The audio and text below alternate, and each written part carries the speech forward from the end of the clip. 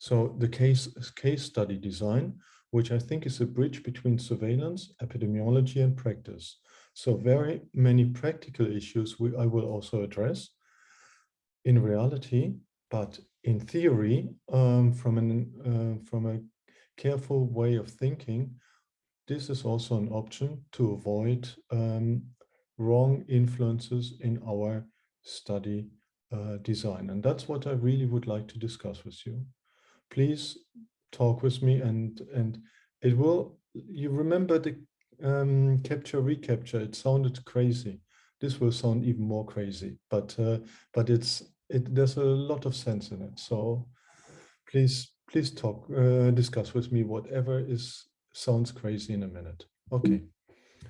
So, okay, the topic, for example, I like to choose for this would be gastrointestinal disease outbreaks. Like, may it be like what we mentioned just before, after a wedding, during a wedding ceremony and party, or may it be in like the one you've seen in Paris with a big trichinellosis outbreak. Anyway, foodborne outbreaks are really, really common, and not only in Africa, all over the world. Even in Finland, I've heard that things like this occur um, quite often as well still. So rapid identification of the source is crucial in a situation like this to enable public health intervention and prevent further cases in the outbreak. And for example, my example from Q fever from Dortmund also tells you, like, also for consequent following outbreaks, we can prevent them if we identify the cause for it.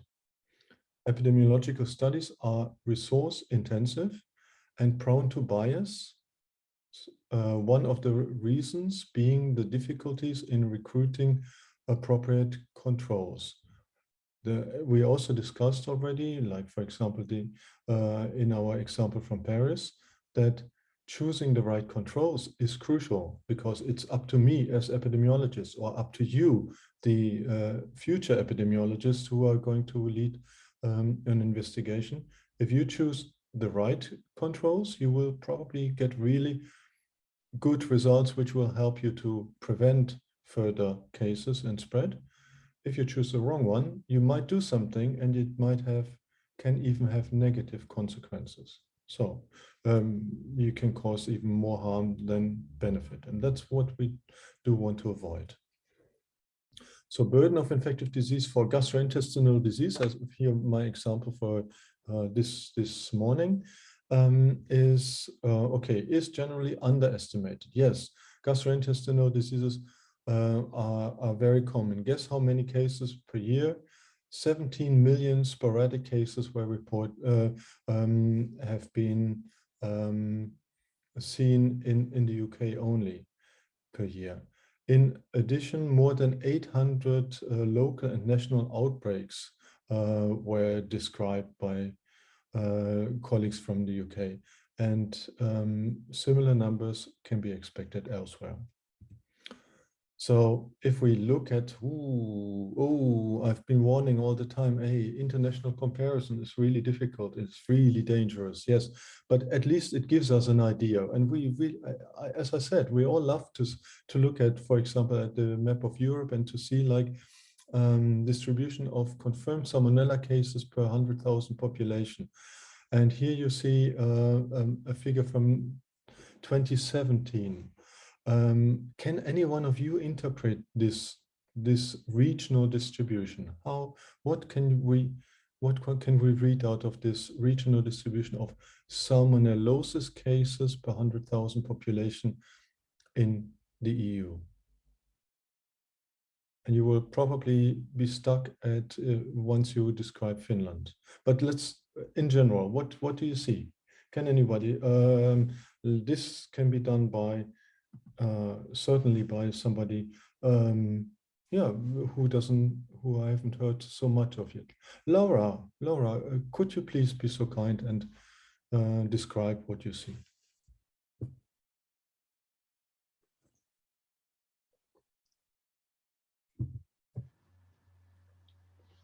No. Ah, yeah. Yeah, I'm here. Just looking at it. Thank.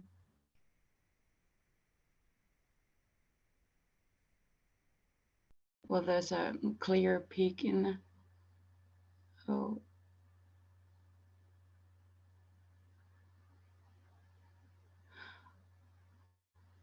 I don't have very good answers, so maybe someone else can. Okay, so are there countries with very low incidence, at least reported low incidence, for example? Do you recognize the one which looks like a boot, like a in the south of Europe, for example? Italy? Can you see Italy? Is very light. Czech Republic and Slovak Republic is pretty dark.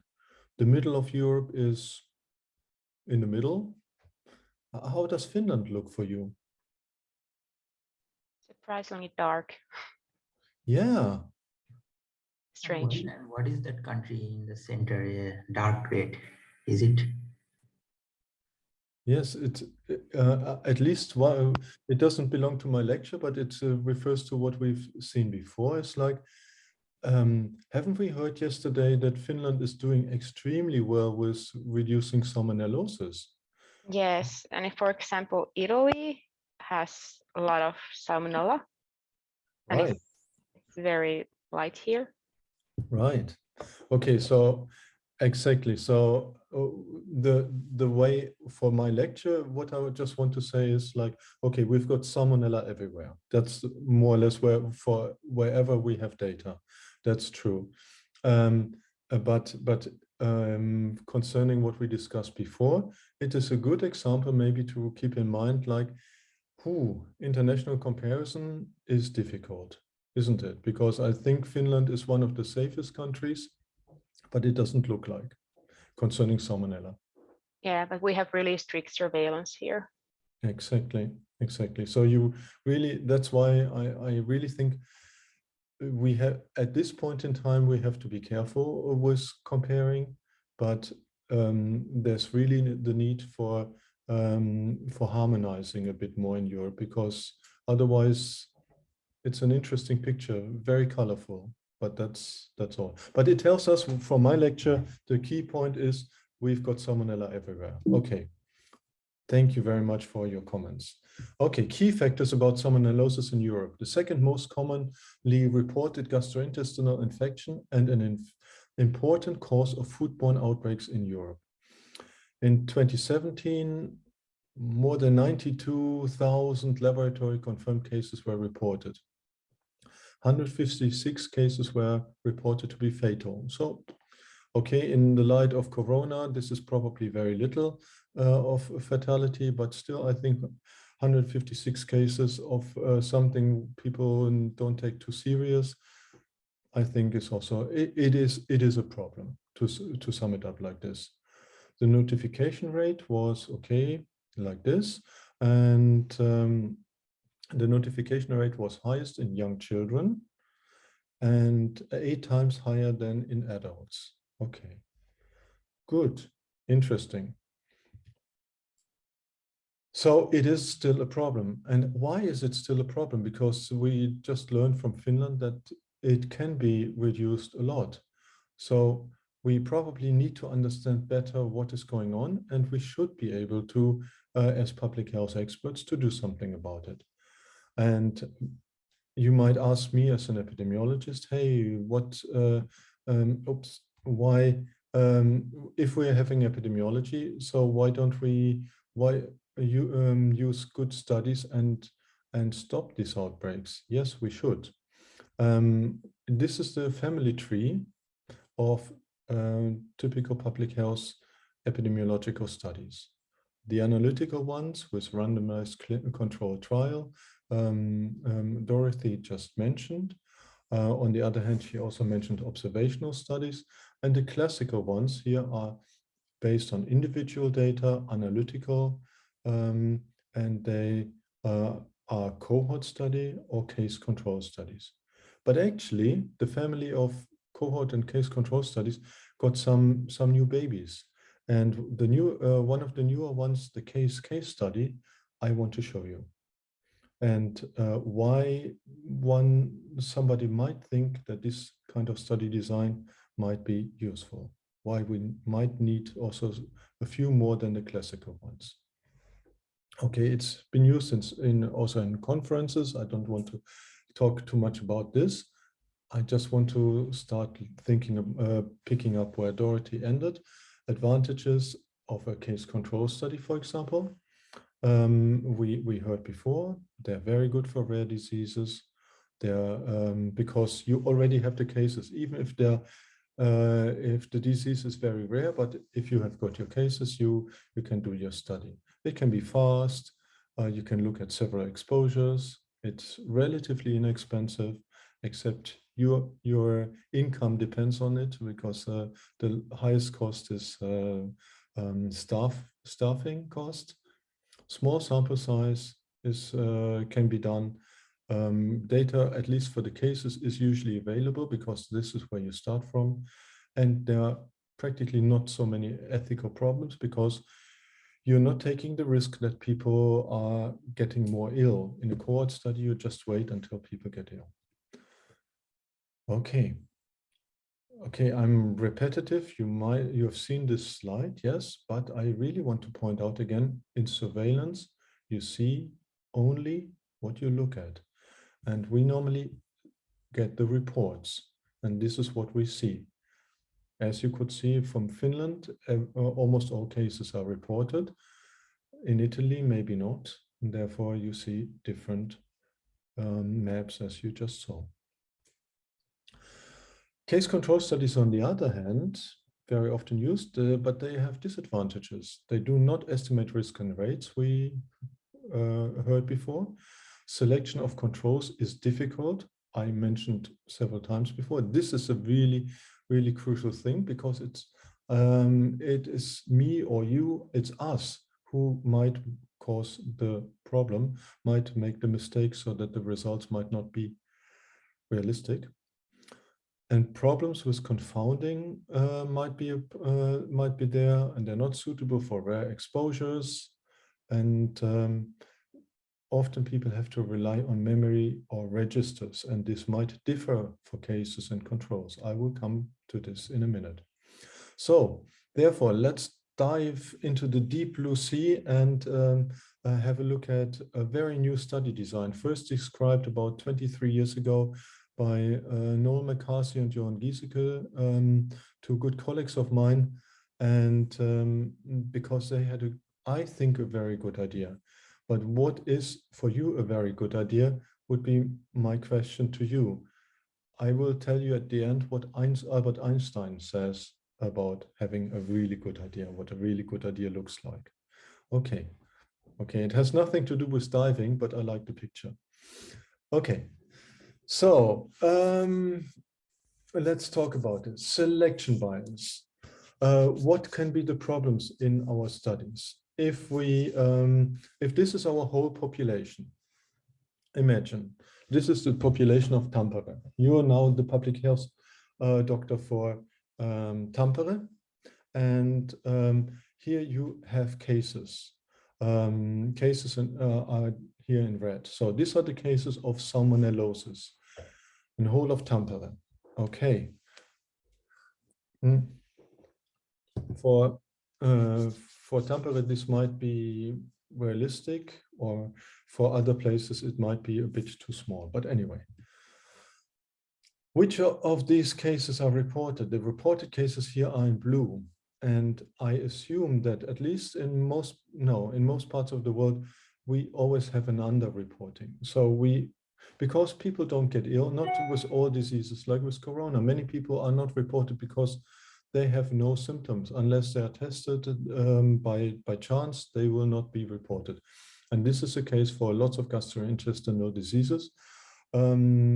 Because, for example, if you think about in one of our slides yesterday or the day before, you heard that about 1 in 10 every year develops gastrointestinal diseases. So it is very common, and I'm sure it's a very personal question. You're all behind black screen at the moment, so it doesn't.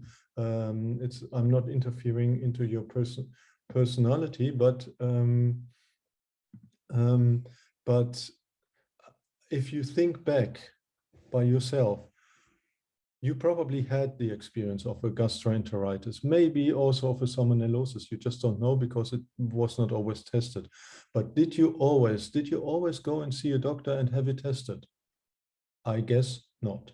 And therefore this red bar of the invisible gastroenteritis cases is probably realistic. Maybe it's even too small. It's the blue one is probably even too big. Less people get probably reported than they really of those who really get the infection. Anyway, if we have a look at this is our population. Some of them with a gastroenteritis, some of them being reported. Okay, can you follow me? I can't see anything, but maybe if you have got any questions or if you please just give me some sound feedback. That's easy, isn't it? So far. Okay, I assume. I hope Yes, you're still, okay, you're still there. Perfect. Okay, then let's move further. Is the blue equal to the red? Are the reported cases, now it's a real question to you. Are the reported cases identical, I mean representative for all the cases? What do you think? No. Why do you say no? Because they would represent the ones that went to a hospital, not the general population. So they are more sick. Exactly. We just learned that kids are so much more often diagnosed than adults. Do you think adults don't get gastroenteritis so often? No, but the parents take the kids very easily to the hospital. Also, it's more fatal for kids because they are smaller, so they dry easily, more easily. Exactly. It makes a lot of sense that they take them to the doctor much more often with an issue like this. I completely agree, but it doesn't mean that that it's 8 times more common among kids than among adults. Does it? Because we don't know. We just don't know. Okay. So study base for reported cases in blue. If we want to find out what is the cause for our outbreak, then probably we would have to compare the cases with the same part of society that would be cases if they would be infected. It's a lot of woods, but it's it really means, like, maybe in this slide it makes it a bit more realistic. Like, if somebody here would have gastroenteritis, he or she would be reported and would be part of this. So a correct comparison, if we want to do an outbreak investigation, we would probably have to compare these with these. Do you agree? Otherwise, criticize, please, or ask. Okay. So it's easy to find those ones. They are reported. It's difficult to find those ones. Actually, in reality, we often compare these ones with a random sample or neighborhood or family controls or whatever we discussed yesterday of these ones. Those healthy ones who might be reported, who might not be reported, or even asymptomatic cases who we of course don't know that they are infected, and therefore they can also serve as controls. So this is what we normally do. Is this correct? I mean, it's correct that we do it, but is this the best way? Do you see Ralph, it depends on, because actually, if we only compare people who go to the hospital, then you're also looking at selection bias, because perhaps people who go to hospital are more of the severe cases, than those who don't go to hospital. So, I mean, I Yes, think in epidemiology, they always say, once we say it depends on, then you're qualified. So Ralph, it depends absolutely on. right. The perfect answer. The epidemiologists always say it depends. There's no rarely, except at the end of or in a later stage of a pandemic, when you get asked for the 100th time a question which you feel strongly about, but by a journalist. But normally you always say it depends, and you're absolutely right. It depends. But those ones are the ones who went to the hospital more often because they were reported, or to the GPs. And in reality, it would be better to compare those ones of the unaffected, of the controls, who would be in the same position, but we have difficult to find them. We can't find them because we don't know who they are. And that's why we often do this comparison. And yes, it depends. It's practical. So there are also reasons for it, but there are also problems with it. Absolutely, I agree with you. One of the problem is selection bias. Bias means, like, due to comparing apples with bananas, we still compare fruits, but because we found that because of this wrong control groups, we might get wrong results. So selection bias. Surveillance-based cases are there's a low reporting efficiency, many asymptomatic infections, for example, for salmonellosis, or for corona, or for many others. The effect not quantified. We don't know how big it is. Maybe it's not a big problem, but maybe it's a big one. It's potentially large. We can't quantify it. And other control groups, like friends, same doctor, cases of other disease, or family members, as in the trichinosis outbreak, might be other options. Often we go, like I showed you for the Q fever example, we really think it's a great idea to compare it with a random sample of the population. It is a nice idea, but it's not without risk. Okay. We also have the second problem, not only selection bias, we also have recall bias, don't we? Experience of the disease affects recall. Controls need to recall further back in time because they are not asked on the next day. They have to refer back to some other time sometimes, or exposure may refer to different calendar time. Exactly. And a process of interviewing often not identical. Just put yourself in the shoes of a patient who has salmonellosis, and he or she sees the doctor, and the next day you as public health expert call them and interview them. Will they spend at least quite considerable time on the toilet with some unpleasant feelings, and they had lots of time to think? Do you agree with me that they probably thought, God, what did I eat? What could have caused this outbreak, my illness? Do you agree? Yes, Ralph. I mean, you would have given it a deep thought and think out so many possibilities of the things that you've done or not do. Exactly, but I think we all can speak from experience. I think this is how humans are. What about the controls? They are healthy and they are now contacted. Okay, maybe they have to think back later in time, like 3-4 days ago. What did you eat? And they didn't really spend any time really wondering too much about illness and what they have eaten. Do you think they recall in the same way? I don't. I think it's recall. There's certainly a different way of remembering. If you think back, what did you eat 3 days ago for lunch? One really has to think. Okay, so selection bias, recall bias.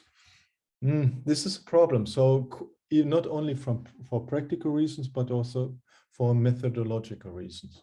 So that's why then some clever people thought about like, hey, we might want to think whether it is not better to, or there's not another way to find a good other control group.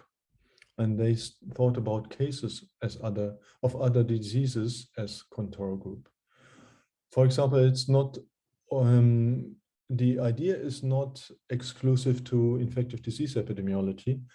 The solution might be, but the idea was, for example, also for congenital anomalies. Mothers with a child with heart defect had the same problem. They probably also thought intensively, how many glasses of wine did I drink during pregnancy, or whatever did I do during pregnancy? They will carefully think about it. And as a control group, some people started thinking about maybe asking mothers whose children have also a congenital anomaly, rather than asking happy mothers with very happy, healthy children. This is one option. So the recall bias disappears maybe because both mothers of the different babies have carefully thought and are very willing to participate. But other disease risks complicate the comparison as well. So it's a bit difficult to compare, but it's maybe a good idea. So the solution Noel and Johan came up with was this. This is our cases. And why don't we divide them into two halves? Divide the single case group in two halves and then compare them. If we have an arbitrary division, there's no selection bias because all cases and all control cases come from the same part of the population. There's no recall bias because both groups have spent enough time on the toilet thinking, and all of them are motivated. What do you think about this study design? Case. Yeah, it's really very attractive. But what risk factor are we looking at? Right. Yeah, the issue. We can't see any effect maybe at the end of the analysis. Yes, because I was wondering about the odds ratio at the end of the day. I mean, wouldn't it look similar? Yes, you're right. That's a good point. In principle, thinking about the eliminations, there might be no difference of interest, or how can we make sure? Exactly. That's why we have to think about. But the idea, but you can follow me. The point is, we have no selection, no recall bias, and a motivated study population this way. But are they different? Why are we doing most of our studies, actually, especially outbreak investigations? Why do we do them? Because we want to find out why, what caused this outbreak. Later on, you will investigate another outbreak as well this afternoon to get a comprehensive picture. But what is the difference? And many of these outbreaks, of Salmonella outbreaks, if they have one cause for it, there's one advantage, which I'll show you here. We learned yesterday, also in the presentation of your colleagues, that there are thousands of subspecies for Salmonella, and they can even be differentiated. So microbiologists can tell us, or told us, actually, we heard yesterday as well, that with fine typing of the pathogen, you can identify a group out of all those cases who belongs to one outbreak. If I now compare this one outbreak group with all the other cases, I might identify, I have a good chance of identifying what actually was different in those individuals in their consumption than to all other cases.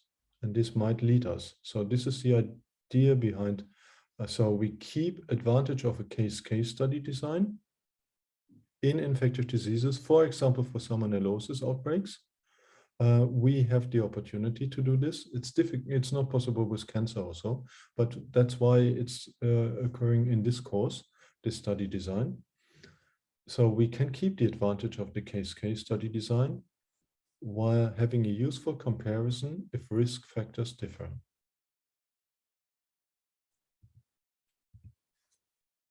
Now you can argue. Now you can come up. Maybe I have a look at the chat. Oh my God. What do you feel? Wait. 2 species. Yeah, serotype. Oh, I have to read before. Okay. I couldn't read before. Yes, Anna, I was just wondering why it looks like they are still together. Okay. Yeah, just saw the map now. Okay. Blue ones are more severe cases.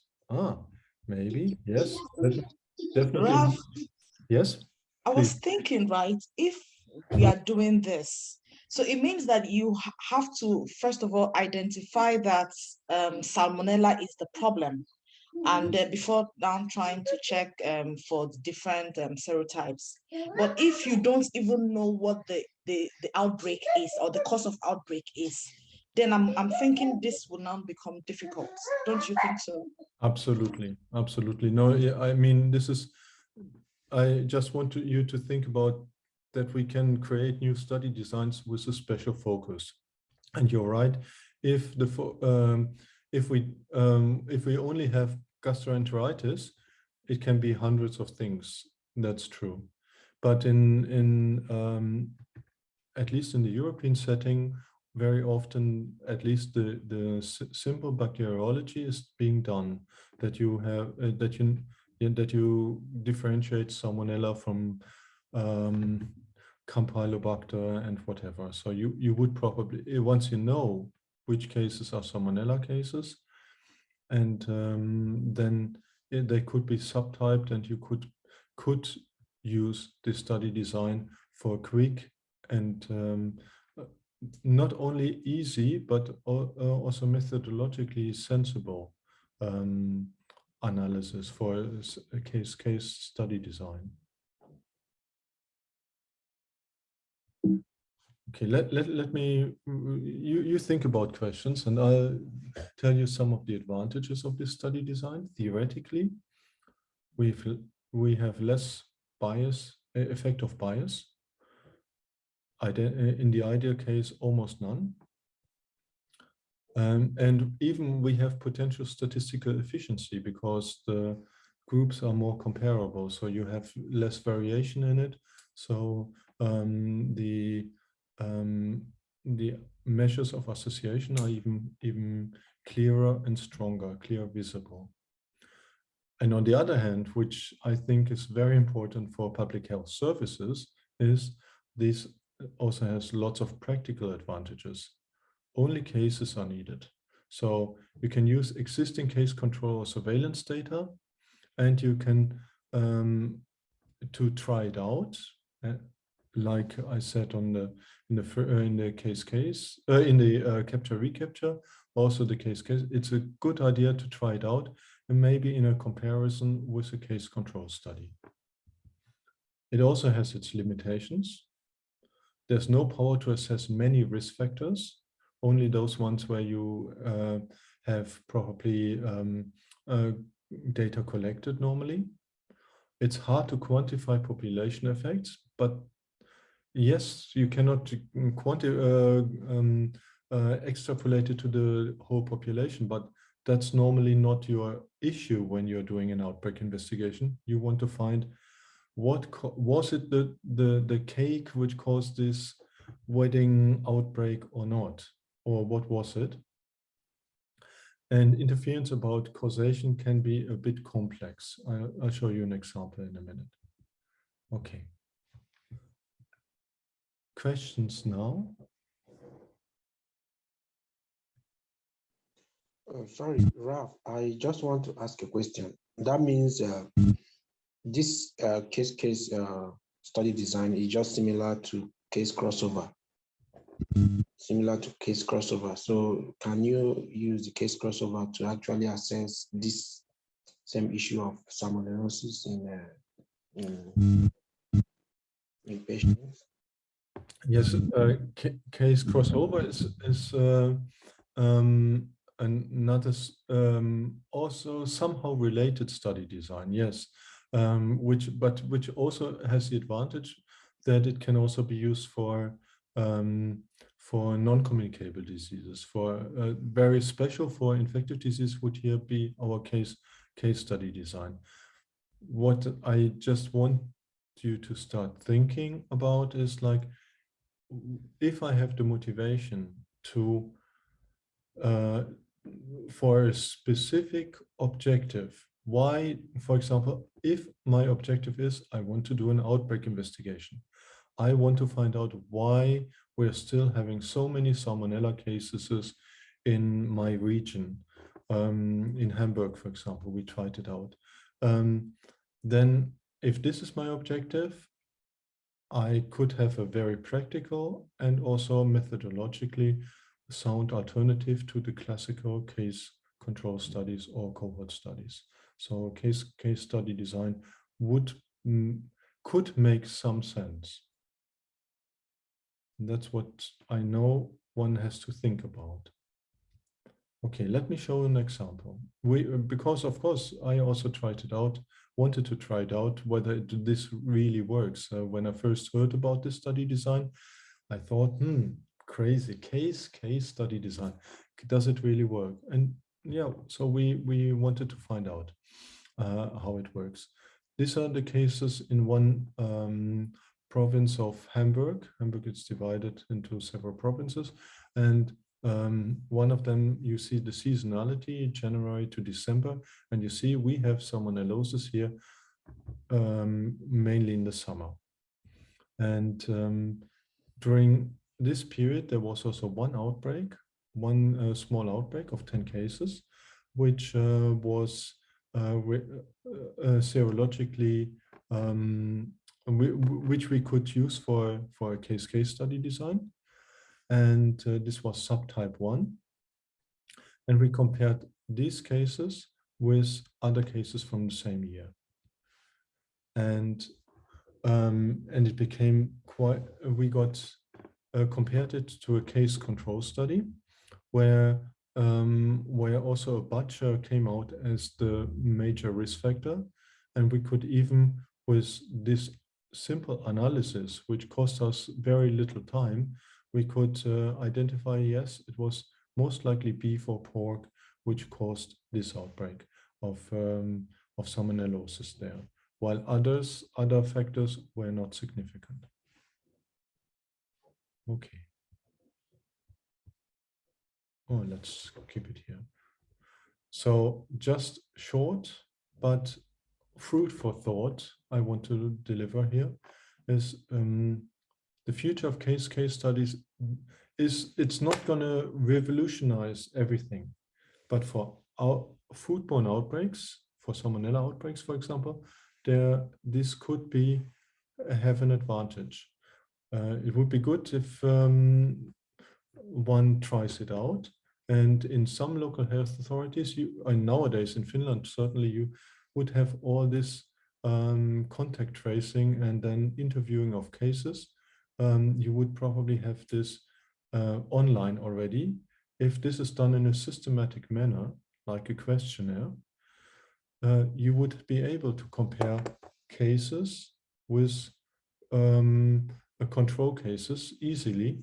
And it would be an exercise which you could do in an afternoon, and where you could probably would have the opportunity to more focus on where to look for as what could be the cause for a certain outbreak. But there are now 3 comments in the chat. Let me see. Okay. It is a commonly used study design. It is not commonly used, but it's because it has its little area where it would be could be useful, but it's more and more used. I skipped the slide in the beginning to show that at conferences you more and more see it. It's not going to revolutionize because it has its limited area where it can be used, but it can be quite. It is good. Maybe at least it's nice to think about and to know about. It doesn't seem like. This was the answer for the question. Okay, don't really hear of the design in literature. Yeah, I just try to answer this. So it's that's why I wanted to share it with you.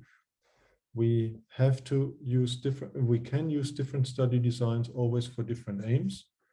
And this has a small area where it could be useful, but it could be very efficient and also very practical.